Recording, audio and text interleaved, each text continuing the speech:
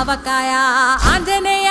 కథ మొదలెట్టినాడు చూడరయ్యా శక్తినంతా చూడగట్టి చెట్టు దులిపినాడు అంజయ్య ఎర్ర ఛాయ కోతి అవతార వెంటమాయ కత్తి సేత పట్టకుండా కాయ కోసినాడు కపిలయ్య